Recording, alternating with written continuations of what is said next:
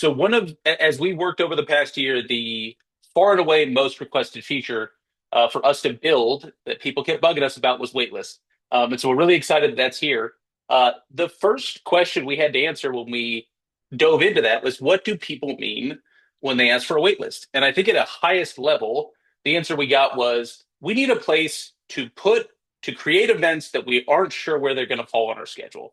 We just need a place for them to live so I don't lose track of them, and I can fill up my schedule as needed. That definitely supports services that we know that are going to land months from now for like treatment plans. But there's other kinds of work where you're not quite sure where it's going to fit into your weekly schedule this week, next week. You just want to have the context for it. So that is the starting point for what we delivered on the waitlist feature. But along the way, we found that sometimes when people discussed a waitlist or discussed the gap that Copilot currently had uh, from moving from estimating work to actually getting it on your schedule, was just being able to keep track of work that hadn't yet been scheduled. It wasn't that they weren't sure when it was going to be scheduled. It had just gone through the estimate pipeline and hadn't finally resolved in a visit that was on your schedule that you knew you could dispatch. And that was the initial thought around building out the unscheduled work. We heard a lot of people building out complex workflows of taking their estimates, tracking them in an external tool, going from there and using that as their source of truth to make sure everything ended up on the schedule, going back to the estimates list page, doing a bunch of filtering, manually walking through each of their estimates to make sure each line item had been scheduled. And that seemed like a ton of work that we were asking our users to do. And we wanted to take that work off your plate. So the unscheduled work is really about making sure that that transition from your estimate pipeline gets fully worked through, kind of like an inbox for all of the work that has been accepted as an estimate, and making sure that all of those turn into actual visits that you're going to complete. So that's a really high level of what went into building out those two feature sets. And I'm going to hand it off to Abel to go ahead and give you a walkthrough if you haven't seen them yet. So, Abel, you want to go ahead and take it over? Yeah, for sure. I'm going to share my screen here so you can all walk through this with me. All right. Looks like it's sharing. So I'll go through both of these features just kind of back to back. I'll go through the unscheduled work page and how that can be used, and then moving events onto the wait list and scheduling them from the wait list. But I'll do this at just kind of a high level overview going through everything. If you have questions as I go, put them in the chat. I can always come back and we can jump into specifics later on if we need to. But this is just going to give you kind of a general idea of what these tools do and how you can use them. All right, so here we are on our estimates page. And on our estimates, we can see that we have 7 accepted estimates. In the past, it was really hard to tell which of these estimates have been accepted and scheduled or which of them still need to be scheduled. I know a lot of people have used like email to kind of track that and manage that. And earlier this year, we introduced a scheduled column that gives you a nice view of to which these still need to be scheduled. But in order to actually schedule those, you need to go into the estimate. You need to actually inspect the line items, schedule them from the line items. So we wanted to make this job a lot easier. So when you're actually scheduling from an estimate or you're ready to do some scheduling, there's the new page, which is your unscheduled work. So this page is going to pull in any of your accepted estimates that still have items on them that need to be scheduled. So that could mean the entire estimate needs to be scheduled still, or maybe it's partially scheduled. You did one of the line items, but the other one still needs to make it onto your schedule. So you'll see that here. You'll see that we have 2 accepted estimates that have not been scheduled fully yet. One of them shows here as partially scheduled, and one of them is just unscheduled. So this is kind of nice because it gives you a couple different breakdowns of the things that need to be scheduled. What we're looking at here is by estimate. So each of these groups is going to be an estimate, but I can also look at it by customer. So if I have multiple estimates for the same customer, it's going to group it all by that customer, by the service category, or just a flat list of everything that still needs to be scheduled. Thankfully, there's only 2 here. That's great. You don't want a huge backlog of things waiting to be scheduled, I would imagine. But if you do, you can also filter and search within this list. So you can break it down by budgeted hours or by the property. We give you all of the filters that you would need to be able to actually find specific items in a larger list. But most importantly, from here is actually being able to take these items and put them onto the schedule. So let's look at the waitlist view again. I have this weekly mowing that's still unscheduled. So I'll go ahead and I can click the little calendar icon and create a new visit for this item. And it's going to just bring me into this item creation workflow that you're familiar with. So you can set up your recurring schedule or a single visit, whatever is needed for this item. And then once you create that, we'll just make this one a single visit to keep it simple. And once we create that single visit, that item is no longer going to show up on your unscheduled work page. So you know it's taken care of, you can get it out of the way. And now we only have one item left here. Okay, so for this one, now let's start kind of like bridging the gap between this and the waitlist itself. This is an essential lawn service that we know needs to be done in the spring. Maybe this is a spring cleanup, maybe it's part of a program of fertilization. We're just going to use this one event as an example, but there's a lot of cases where maybe you have something scheduled for the future or it needs to happen in the future, but you're not ready to put it on an exact day yet. So let's click here and let's create a new visit for this item. We'll call this something for the spring because we know this needs to be done in the spring. We got the estimate out. Um, let's not create a single visit this time. And this time we're going to use this new option, which is add to the waitlist. So when I go and I'm ready to create this event, but add it to the waitlist, I can now do two different things. I can set the earliest date. That means it can't happen before this date. So let's make that date like March 1st for this item. And then we can optionally add a latest date as well to make sure that this gets done between the date range of March 1st and maybe the end of April. So this allows me to set those dates, create this event, kind of get it out of the way. I think we don't have the spring cleanup. Let's see if we have an item. We'll just say mow the grass. This allows us to create this event, kind of get it off of our unscheduled work plate, but keep it on the wait list until we're ready to actually schedule it. So after I create this visit, I'll show you where it goes. After I select the customer, I'll show you where it goes.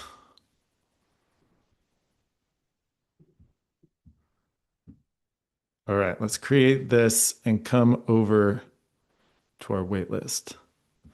So now here on the wait list, we can see all of the events that we've created that are not on our schedule yet. They're kind of in this holding area for once we're ready to schedule them. As Nathan was saying earlier, that could mean we're not sure when they're going to fit in this week or next week. Like it's a really short-term thing. Or it could be something we're scheduling way out in the future, or we do it 6 times a year, but there's a pretty big window in when we can get that job done. So we just want it to be somewhere we're not going to lose track of it, but not on our schedule. So you can see this is the one that I just created. The earliest date is March 1st. The latest date is April 30th. Now these are almost events, except they're not on our schedule yet. So once I'm here on the wait list, I can see all of my events. I can see what's due soon or overdue. And this really helps track, make sure that nothing slips through the cracks.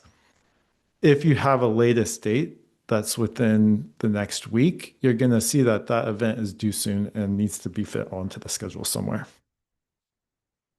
So once we are ready to put this on the schedule, we have one here actually that the earliest date is December 9th and the latest date is December 31st. So we're right in that window to be able to schedule this event. So we can just come over here and we can select the date to add that event.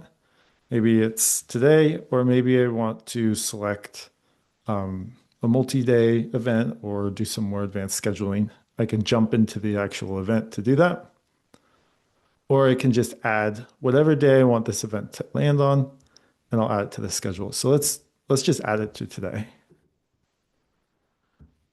We see now it's scheduled for December 16th. And if we come over to our schedule,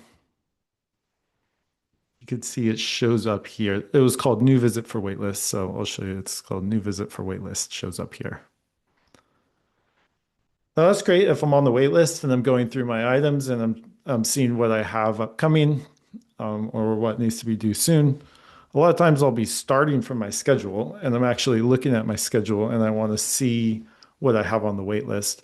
So instead of having to jump between my schedule here and the waitlist page and keep track of both of those pages, we have a little drawer here that's going to pull out and show you all your waitlist events. Let me come over to a different instance of Copilot, and we should be able to see an example here. Yeah, so now I'm looking at the same waitlist that I have here in this instance, and I can see all the events that are available to be scheduled for this week. I'm currently looking at the 15th to the 21st. A couple of these are overdue, so I probably want to get those on the schedule right away. I can go ahead and add that to today. And once I add it to today, it shows up right there on my schedule. So this is a really good holding place for the things that maybe you used to put those all on your Saturday or Sunday. Maybe these used to live in the estimates until you were ready to schedule them.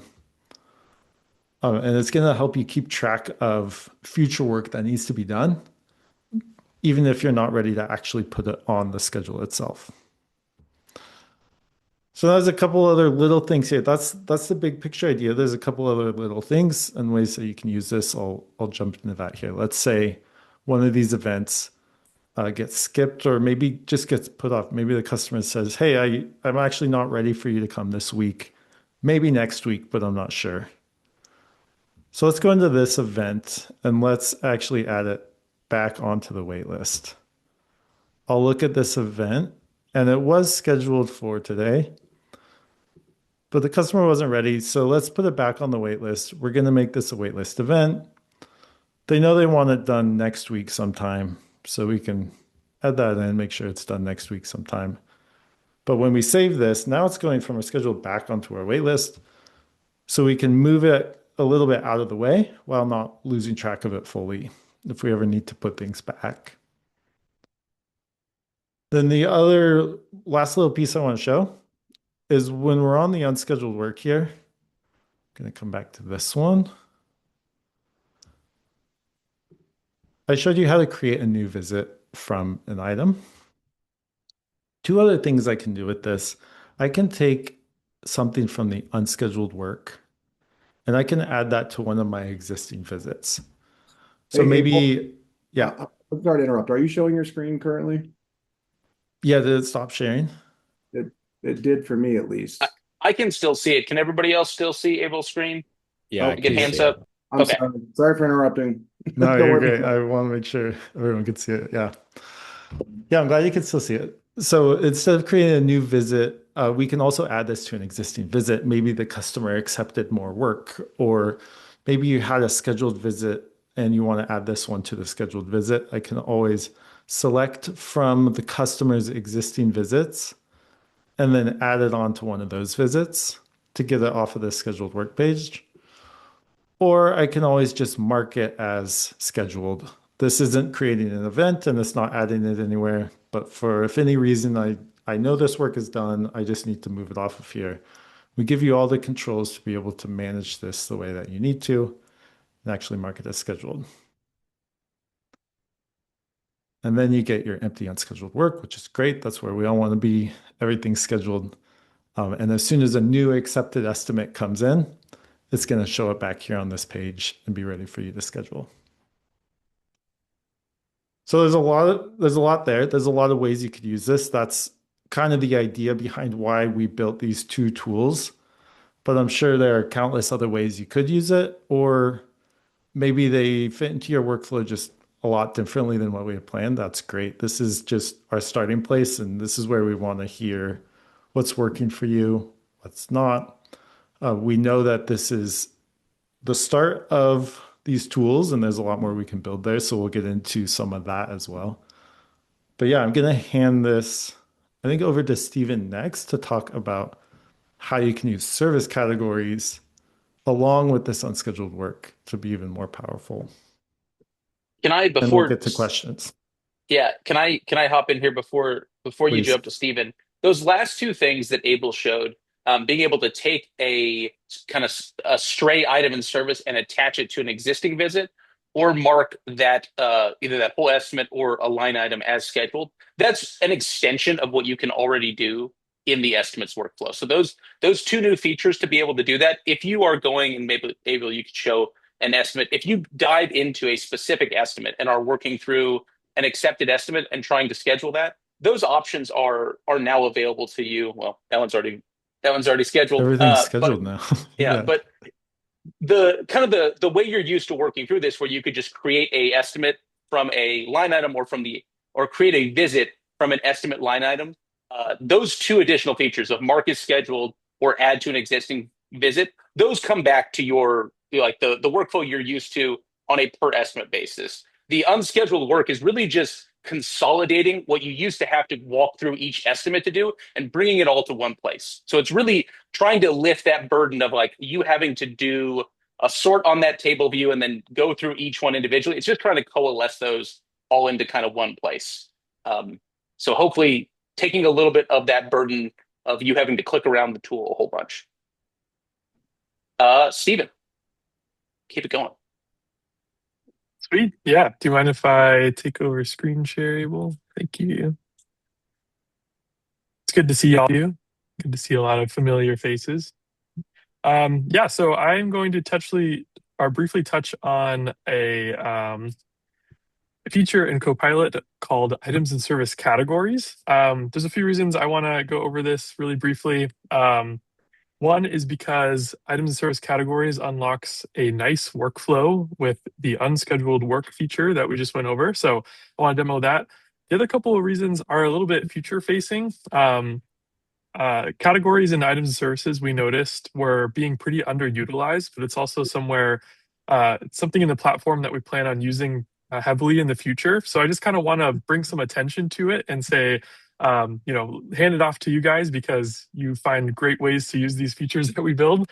And so that we can get ready to kind of use this in the future to help you organize your items and services, as well as show you a workflow that we unlocked with the unscheduled work. So is my screen share up? Can you all see that? Yep, we can see it. Perfect. Okay, so really quickly, I just want to touch on what items and service categories are. In today's state, they're basically just tags for your items and services that you can use to categorize long lists, big lists of items and services. So really quick, let me show you where you can create those if you're not aware. I'm just going to set up a item and service here. This is just the create item and service page. And as you see, we have a category here that you can assign to an existing one, or you can create a new one in line here. And you can use this to organize your list of items and services. You can also assign items and services that you might already have to a category. So here's one that I clicked edit on, and I can go to the category tag and select a different category. So the way that this becomes powerful with unscheduled work is you can actually group or filter your items and service category on the unscheduled work page. So if I go over to unscheduled work, you can see at the top here with our grouping options, we have one called service category. You can also do this by going to no grouping if you want to filter down to a specific category. And there's kind of two scenarios that I want to highlight that I think this could be really useful. Let's say that you are going through your week and you're dispatching, you're scheduling your crews, and you notice that one of your crews has available budgeted hours, and maybe this is a mowing crew. It's really easy to come to your unscheduled work page, and for this one, I'll go ahead and group by service category, and I can collapse the groups here, and now I can go to mowing, and I can see that everyone on my unscheduled work list that has an accepted estimate that contains a service with the mowing category. So now I can go ahead and find enough budgeted hours to fill that crew schedule and add these right on the schedule from the unscheduled work list. The other scenario that this becomes really handy is for fertilization. I'll go ahead and demo the filter here. So I'm going to go and down to the service category filter and select fertilization. And because fertilization is so dependent on this, the time of year, the schedule, the weather, most likely a lot of that work is going to live on either the unscheduled work or the wait list before you actually know when you can schedule it. But let's just say all the conditions are right. It's the right date. It's the right weather. We have crew capacity available. I can easily come here, filter down to fertilization, and I can see all of the fertilizing rounds I need to do. If it's round one, I can select all my round ones really easily and add them to the schedule right from here. So just wanted to give you a quick demo on that. We do see this being a nice way to organize your work in the future. So please start utilizing this, start using it with unscheduled work, and I'd love to hear your feedback and your ideas as we move more into that area in the future. Yeah, I think it goes back to you, Josh. Yeah, thank you, Stephen. Good stuff. So I want to talk just briefly before we open up in the Q&A and just some kind of known areas, some limitations, just some areas that we're going to be working on to expand over time. So the first is recurring series events are not yet supported on the wait list. So what that means today, right now, the wait list is really designed more for one-off work. So if you create an estimate for a new recurring series, such as weekly, bi-weekly kind of lawn mowing, the series can't be placed on the wait list as a single recurring entity. So why that exists, recurring work really touches some of the most complex parts of our scheduling system. The scheduling rules, seasonality, billing, long-term capacity planning. So we intentionally started really focused on one-time work just to get fast value into your hands without really introducing instability. So this is a known gap. It's not an oversight. We really see strong demand for this, for adding waitlisting for future recurring work, especially really for our growth-oriented operators. So we're actively researching just how rescheduling schedules should interact with the wait list and then just unscheduled work in a clean, really predictable way. So expect some future improvements here just as a part of the broader kind of rescheduling and scheduling improvements. This came up in the chat, but waitlist items do not currently appear on the dispatch view. So what that means today, waitlist items live in their own dedicated workflow as Abel showed, and also on the scheduling page in that drawer, but they're not yet visible on the dispatch board or the map view. So why that exists, so dispatch is optimized for work that is really actively scheduled or eminently schedulable. So we intentionally kept waitlists separate to avoid clutter and confusion and just false urgency from dispatchers. So that said, we've definitely heard feedback that teams want tighter alignment between the waitlist and the dispatch. There really is a trade-off we made early just to keep the workflows kind of clear and reliable.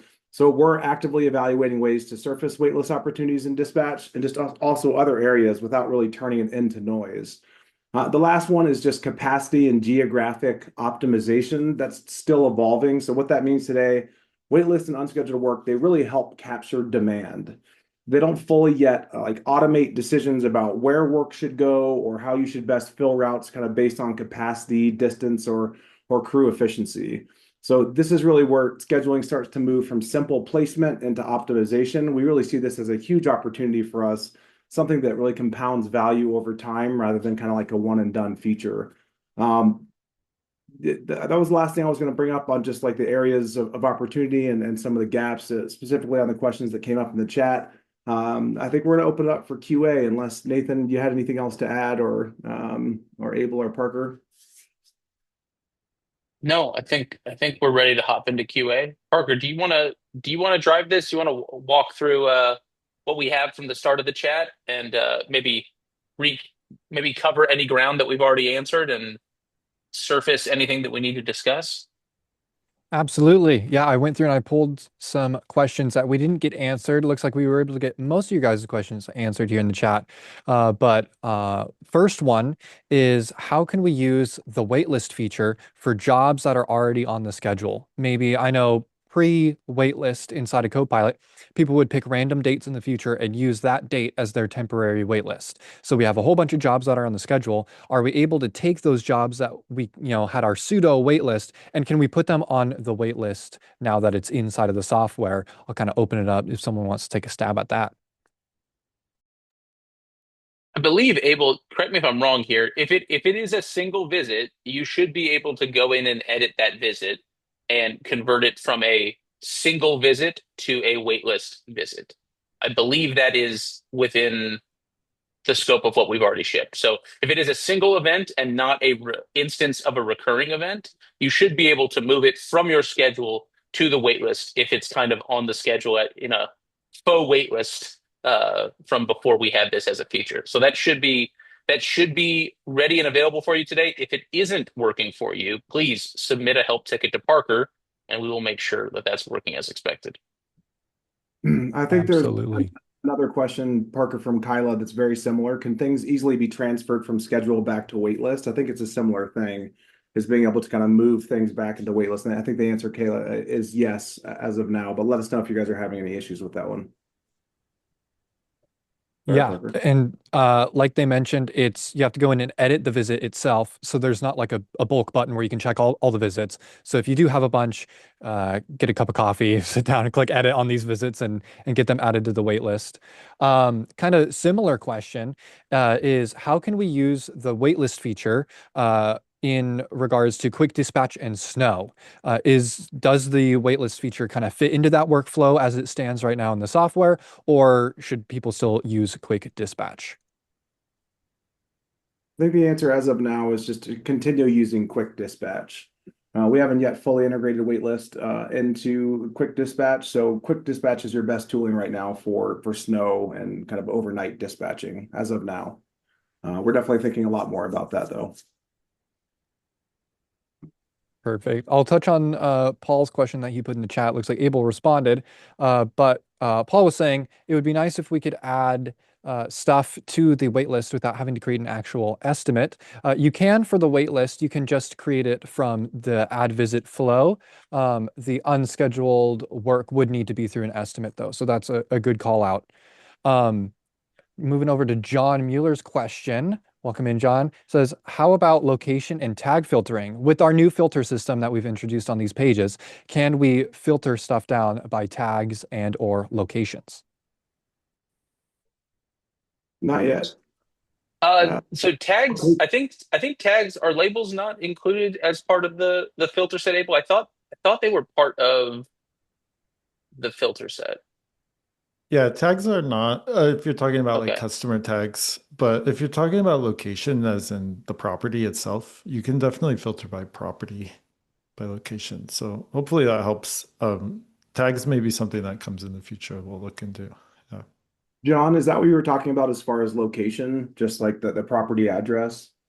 No, no. When we get jobs and we have multiple crews out in different areas of the county, it'd be nice to be able to see, well, we have a crew that's up in North County and which one of these jobs is already up near them Yeah. Yeah. that we could just add onto their list today. There's no way to filter that. Yeah. And Yeah. when you're dealing with hundreds of jobs, then somebody has to remember where all these jobs are and start looking at a map and bring up all the crews individually on a map. Yeah. Okay, where are they at? Okay, where's this job at in relation? It's a real pain in the neck. So filtering location, and even if we could filter by tag, because we can tag the customer by the location they are in the county, that would be ideal. Yeah, John, that's a great call out. I think tags are definitely on our short list of things that I think we expect to be able to deliver. The ability to view your unscheduled work, your existing work, like how you would think about your dispatch board, but maybe the schedule, and then your waitlist work. Being able to see all of that on a map is something that we think is very valuable for customers, and we're kind of consistently shoehorned into putting things on the dispatch board because that's the only place a map exists right now on the platform, and that's the thing that we're very actively exploring because we think that map functionality would have a lot of value whenever you're evaluating your current capacity, where you want to put new work into a schedule, to the point that you called out, John. Just who's out? Someone's out there. We got a crew out on the north side today. What else can we have them pick up? So I don't want to commit to anything that is actively being developed, but it's a thing that we're trying to explore where best to incorporate that map experience across workflows because we know that it's really valuable. Sweet. Next one came in from Jeremy Klein. Says, can you add equipment maintenance to the wait list? Right now you can't, but both maintenance and to-dos and meetings, we see a big use for that. So we started with just visits, but it makes a lot of sense to be able to put your maintenance or to-dos on the wait list as well. Something we'll be looking at. Sweet. Oh, nice. Let's see. Oh, great question. These new pages and features, what Copilot members are they available to? Is it locked behind a certain uh, subscription tier, or who wants to touch on that one? It's currently available just to enterprise the enterprise tier, if that helps, Deborah. Sweet. And I think we are all caught up on chats and stuff, though we're doing like amazing on time. Anyone, if you guys have more questions, like throw them in the chat or like raise your hand. I think Zoom has the raise your hand feature. Um, don't be afraid to hop on the mic too. No worries. We can give it a second. I'm also including my email address here. If anybody doesn't want to speak out on the call or has any other feedback, you can reach out to my email address anytime with additional feedback. We'd be happy to set up one-on-one calls with you as well. So please don't hesitate to reach out with thoughts, feature suggestions, those type of things, please. Sweet. Brandon says, do you expect any big changes to the waitlist in the next 2 to 3 months? Would like to know before creating new training videos, assuming internally for the team, so they aren't obsolete by the time spring rolls around. Great question, Brendan. The short answer is no. I don't see any huge material changes to the wait list and scheduling that would change what your training videos look like over the next couple of months. You might see nice little additions or add-ons, but nothing like materially that changes the general functionality. So hopefully that helps. Yeah, I think to plus one that you might see some small improvements, but I don't think they would necessitate you creating new educational materials. Some new filtering might land there. You might be able to put to dos and meetings on there. But yeah, I don't think there'll be a ton that comes in the next 2 to 3 months.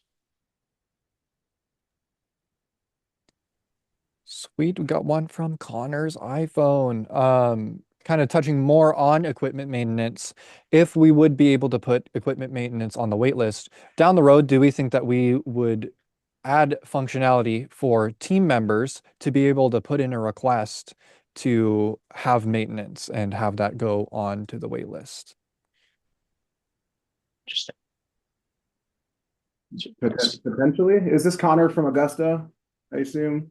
Yeah, I think so. Yeah, as like a reactive maintenance rather than preventive, because I know like maintenance, we can create those as kind of preventive, like oil changes. But like, let's say a mower has an issue, as like a way to create like a reactive ticket inside of Copilot. Interesting. Yeah, good feedback, Connor. It's not something that's immediately on our roadmap, but that's something new. We'll definitely take it down and circle back on it and chew on it a little bit. Thanks for the feedback.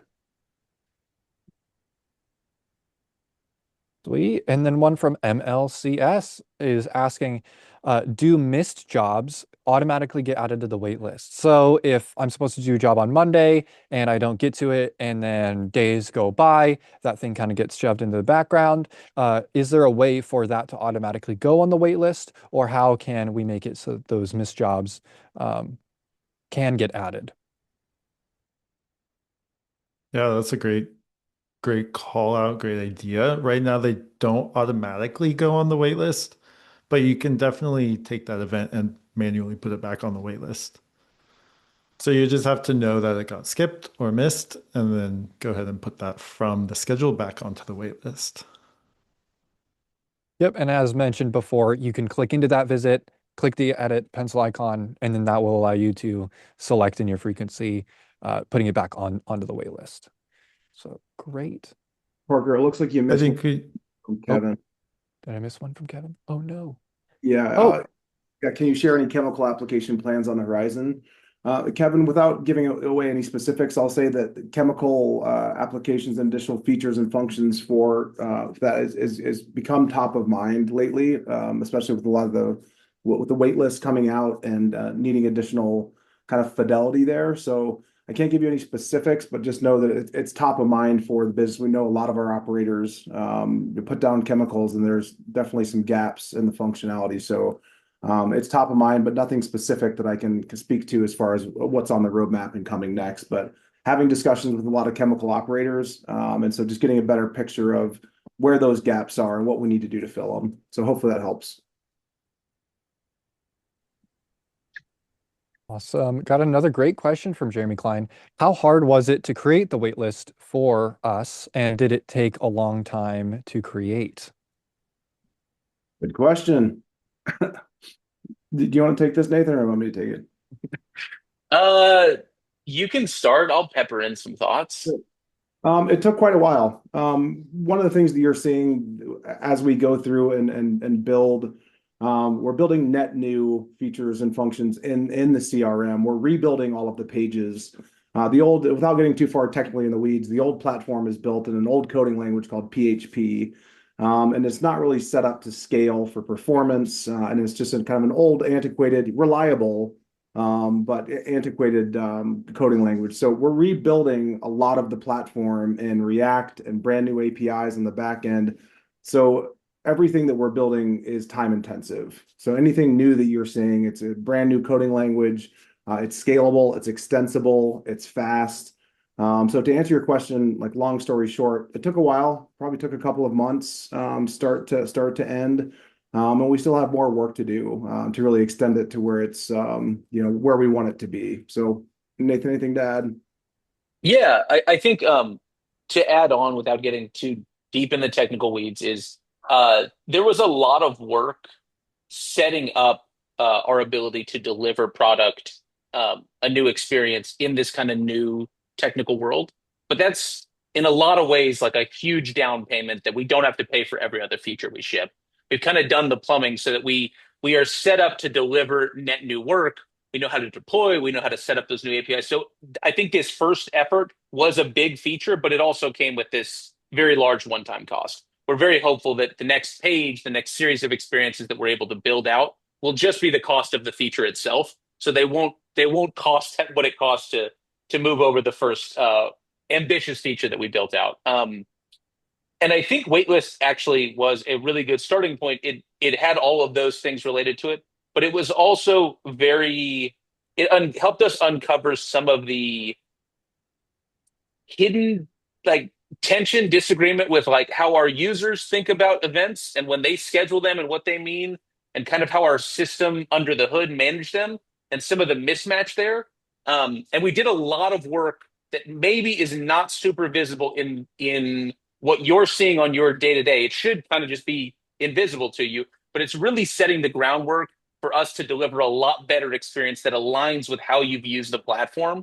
And again, not to jump ahead to what Josh was speaking to in chemical application, there's been similar work done to understand how you think about an estimate, how someone operating trying to get someone a price on site needs to work, and how to resolve that with the limitations of the system as it stands today, so that we can add on to that in a way that is seamless for you, meets your expectations, and doesn't cause a bunch of friction because we're like, we want to throw this out and start fresh.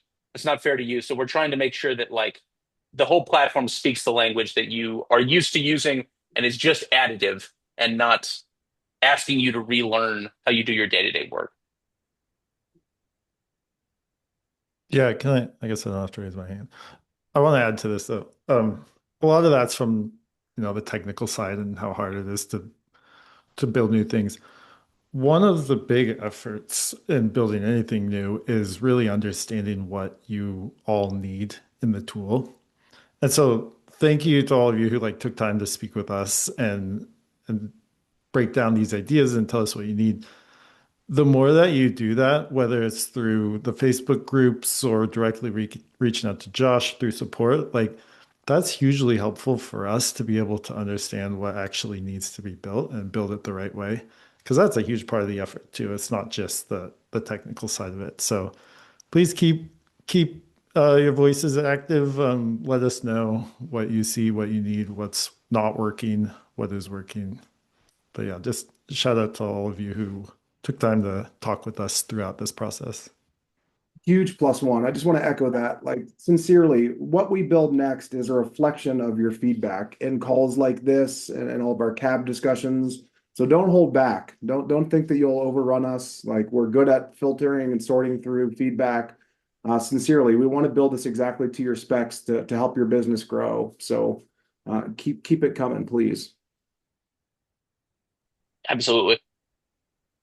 All of those Awesome. things. Got a few questions in that time frame. I'm going to reorder some of these because we seem to be straying a little bit from the waitlist topic. So I'm going to take the waitlist ones as priority first. We got one talking about level billing and how it fits into the waitlist stuff. Will there be down the road a button or the ability to transfer accepted estimates, connect them to level billing, and then using that to add visits onto the wait list? Is this possible today, or do we have any plans to make this more of a streamlined process in regards to level billing? Don't think this is possible today, Stephen. You might know, but it's something that sounds like it would be useful. Yeah, Stephen, Yeah. any feedback? Yeah, there's not kind of this like end-to-end workflow yet of like estimate to level billing to unscheduled work, that kind of a thing. However, waitlist items can be assigned to a level billing agreement since they act as kind of just like a normal visit that just has not been scheduled yet. So you can still assign them to level billing, add them to the waitlist, and then when you add them to the schedule, they'll carry on that relationship to the level billing agreement. Yeah, if you, I think maybe to like try to put waitlist because I think there's been questions in the chat, but also I think I've seen this from a couple other touch points like the Augusta group. A waitlist event is a single event that just doesn't show up on your calendar yet. Like you can think about it in a lot of the same ways that you would like. That's a visit, but it's not the date I give it is just a range of like when I expect to do it or when I can do it. It's not going to show up on my schedule yet, but it kind of obeys the rest of the event rules. So like how you think about an event, how you can attach a crew, update items and services, have a single customer in a location, all the ways that you think about a visit today, that's what a wait list is. It's just a specific, don't show this on my schedule yet because it's a wait list item because I don't know where to put it on the schedule yet.